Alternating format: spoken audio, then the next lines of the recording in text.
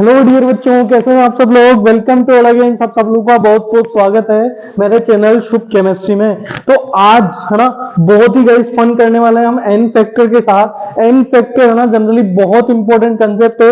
मोल concept से अगर आपका पाला पड़ भी जाए तो वो तो एक बार क्लियर हो जाता है, लेकिन एन फैक्टर आपका साथ छोड़ने वाला बिल्कुल नहीं है।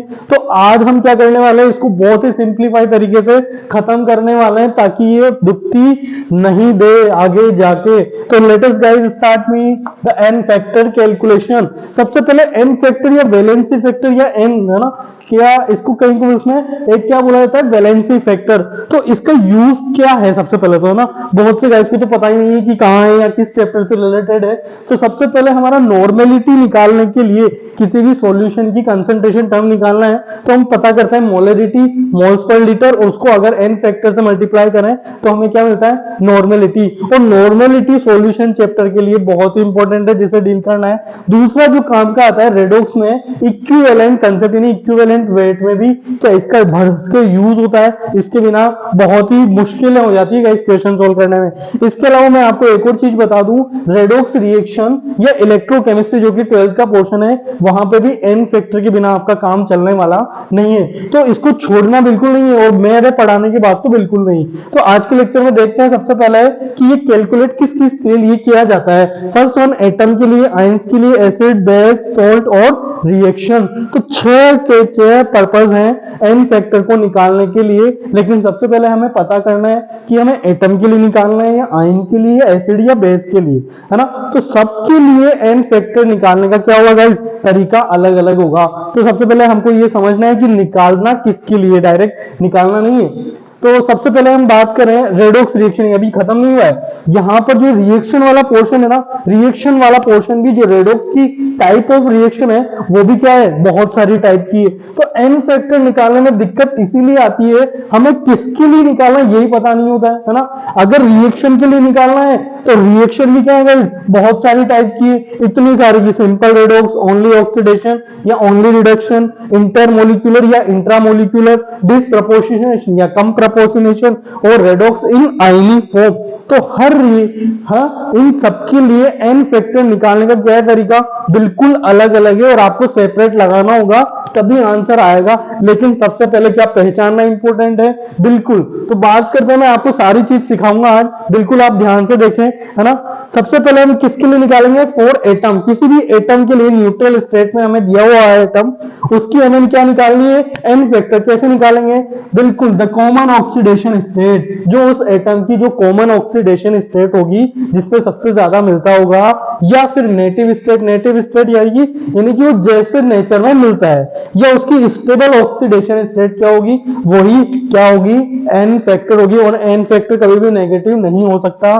तो जैसे N2 की बात करें तो N2 नेचुरल फॉर्म में, गैसेस फॉर्म में N2 की फॉर्म में मिलती है, इसलिए इसका ऑक्सीडेशन स्टेट क्या होगा, स्टेबल, 0 ही होगा। इसी तरह Cl2 और H2 भी अपनी एलिमेंट्री स्टेट में मिलती हैं, तो नेटिव स्टेट में या ऑक्सीडेबल या फिर कॉमन ऑक्सीडेशन स्टेट क्या है इनकी, 0। तो इसका एन फैक्टर भी हमारे लिए क्या हो जाएगा, बिल्कुल हो जाएगा 0।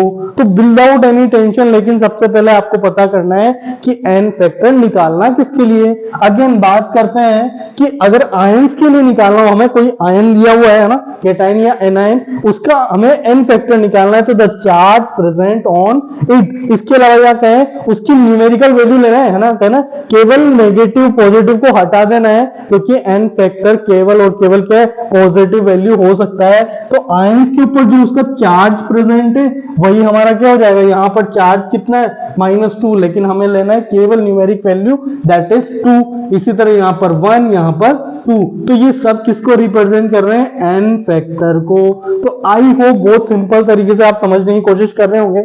आगे डिस्कस करते हैं, अगर हमें एसिड दिया है और उसके लिए एन फैक्टर निकालना है, तो एसिड के जितने H+ हटा सकते हैं या फिर रिप्लेसेबल या रिमूवेबल, ध्यान रखना गाइस। तो जो H+ रिमूव कर सकते हैं उतने ही हमारा क्या हो जाएगा, एन फैक्टर। जैसे HCl, जैसे ही यहाँ HCl देखा, क्या यहाँ से एक हाइड्रोजन निकाला जा सकता है, तो यहाँ पर एक हाइड्रोजन निकाला जा सकता होता है, इसलिए n फैक्टर कितना आ गया, ये सब किसको रिप्रेजेंट कर रहे हैं, n फैक्टर को। इसलिए H2SO4 में से क्या 2 हाइड्रोजन निकाले जा सकते हैं, लेकिन ध्यान रखना गाइस ये कंसेप्ट नहीं है कि जितने हाइड्रोजन प्रेजेंट है उतने ही निकाले जा सकते हैं। H3BO3 बहुत ही धोखेबाज प्राणी, यहाँ पर ये दिखाता है कि इसके पास 3 हाइड्रोजन है, लेकिन ये केवल और केवल 1 हाइड्रोजन देता है गाइस, तो इसलिए इसका n फैक्टर क्या कंसीडर होगा, ओनली 1। इसी तरह H3PO3 ये दिखा भी 3 रहा है, लेकिन इस तरह केवल 2 हाइड्रोजन ही रिमूवेबल होते हैं। अब ये कैसे है गाइस, हम इसके स्ट्रक्चर से पता करेंगे ना। तो यहाँ पर सिर्फ आपको याद रखने वाली चीज जो है कि एसिड के लिए जितने H+ रिमूवेबल पे ध्यान रखना, हटा सकने वाले है ना, जिनको हम रिप्लेस किए कर सकते हैं। आगे बात करते हैं बेस के लिए क्या होगा। बेस के लिए सिंपल वर्ड में हम समझेंगे जितने OH-।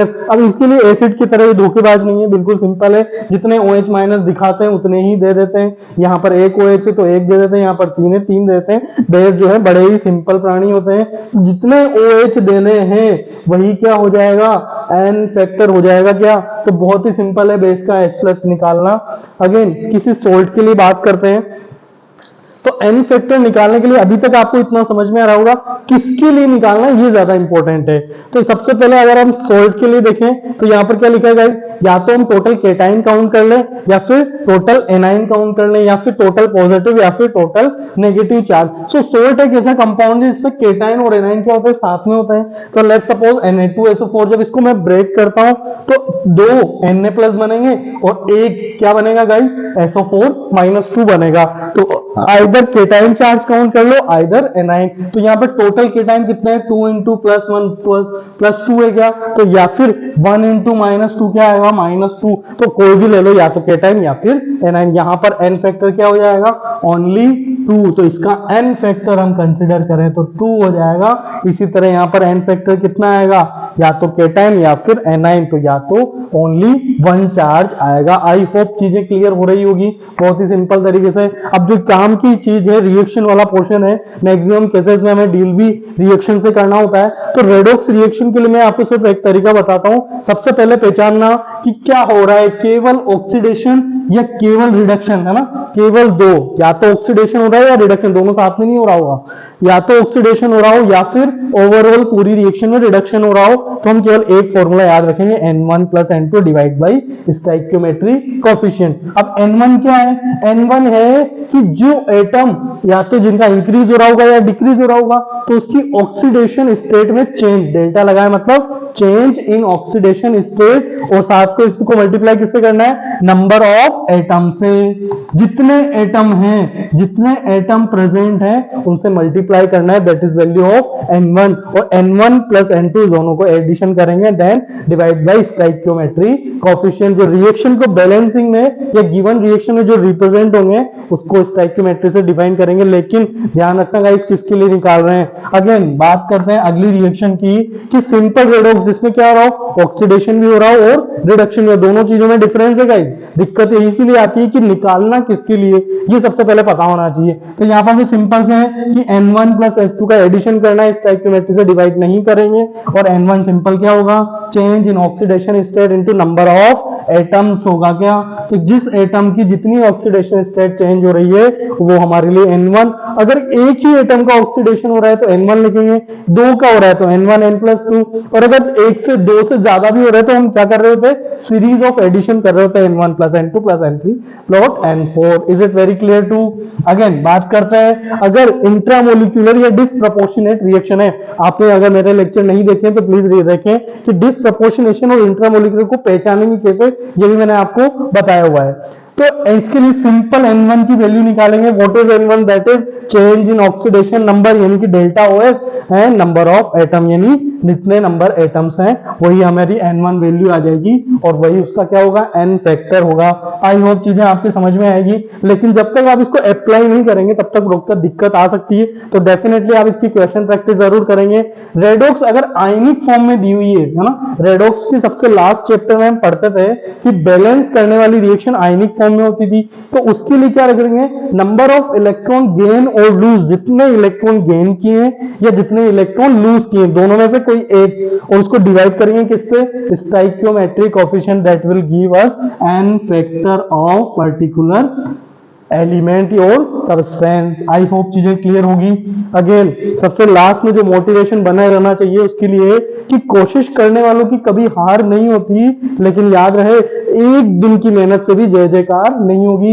So be continue with your struggle, definitely एक दिन जरूर कामयाब होगे, लेकिन सिर्फ एक दिन मेहनत करोगे तो इसकी कोई गारंटी नहीं कि जय जयकार होगी। Thank you.